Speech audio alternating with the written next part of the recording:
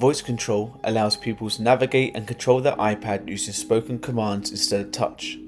This supports learners with physical difficulties, fine motor challenges, or temporary injuries, enabling them to open apps, select items, dictate text, and complete tasks independently.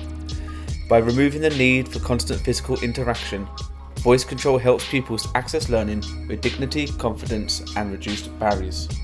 To define this, we're going to head into Settings, in Accessibility, and with the Physical and Motor category we can see the Voice Control option. Now we're just going to press the toggle at the top to turn that on, and now this enables voice control to be used, and you can see in the top right hand corner the small blue circle with the sound wave in there showing me that it is now on. Now before we look at any of the other options within this, we're just going to head into the tutorial just to see it in action. Tap Getting Started.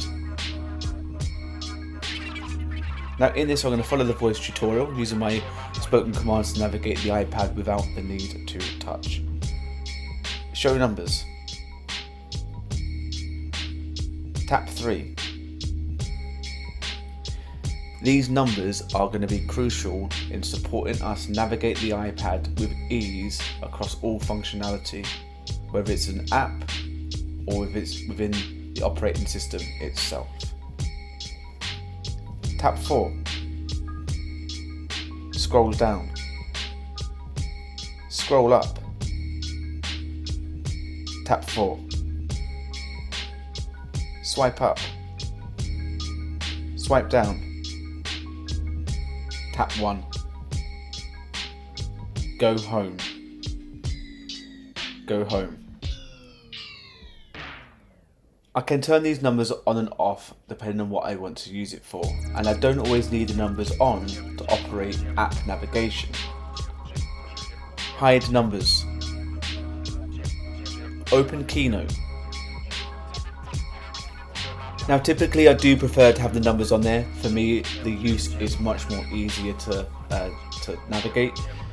In this case within Keynote, I've been given a template, I need to complete it. I'm going to add a photograph into the media placeholder, and by using a voice command without the numbers may prove a little bit tricky. So we're going to turn the numbers back on. Show numbers. Tap 17. Tap 24. Tap 1.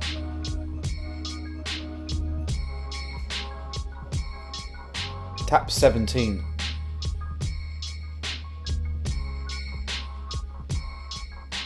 Okay, so I think we're ready now to upload this into Shobi.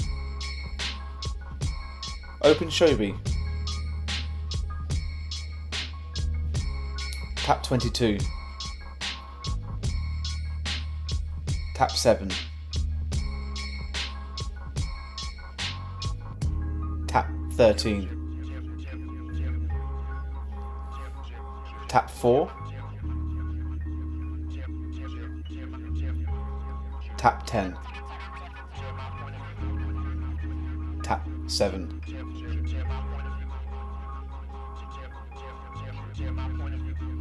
Hide numbers. And just like that, I was able to fully control the iPad, complete work in Keynote, open Shobi, navigate my folders, and upload a piece of work without touching a single button on the screen. Now I can also turn the voice control off as and when I need to by simply using my voice again. Turn the voice control off.